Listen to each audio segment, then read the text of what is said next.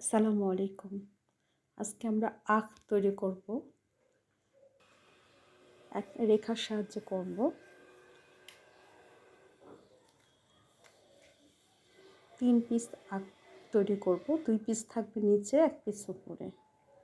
আর এই আঁক তৈরি স্ট্রেট আমরা দাগ দিয়ে তারপরে রাউন্ড কিছু দাগ দিয়েছি।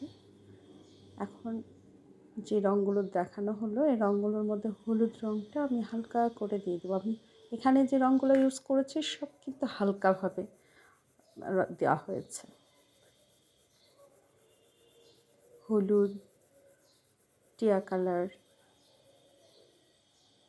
গাঢ় সবুজ কালার, কমলা কালার, এগুলো দিয়ে আস্তে আস্তে গ্রেড নিয়ে যেতে হবে। সবুজটা কুশারির যে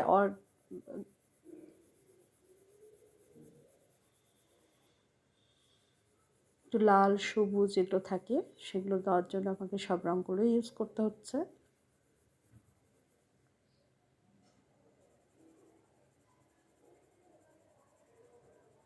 এখানে আমি গাঢ় খয়েরি কালারটা ব্যবহার করেছি, কারণ ওখানে উপরে যে কুশারটা আছে সেটার ছায়া পড়বে, এর জন্য গাঢ় করে দিতে হবে এখানে ওই অংশটাতে। এই কারণে আমি গাঢ় সবুজ খয়েরিটা ব্যবহার করেছি।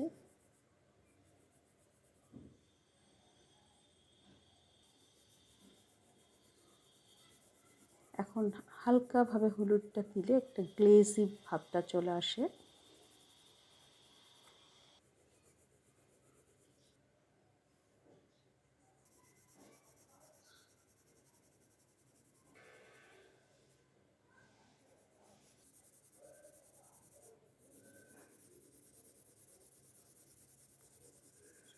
নিচের দিকে আমি হলুদ দিচ্ছি, হলুদ কালার দিব, টিয়া কালার দিব, সবুজ কালার দিব। এগুলো দিয়ে একেবারে একটা রঙের সঙ্গে আরেকটা রঙ সুন্দরভাবে ব্লেন্ড করে দেব।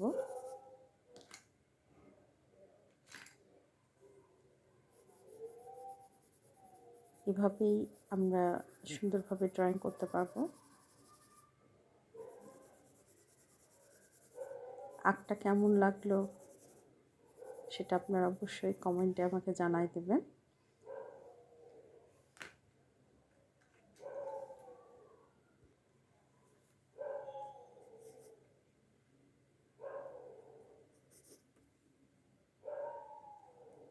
আঁকটার সাইডে যে নিচে যে গাঢ় কালারটা দেওয়া হলো, এটাতে জাস্ট বোঝানো যে ওটা ভাসমান অবস্থায় নাই, কুশিটা ওর একটা ওয়েট আছে যা কালারগুলোর মাধ্যমে ফুটিয়ে তোলা হয়েছে।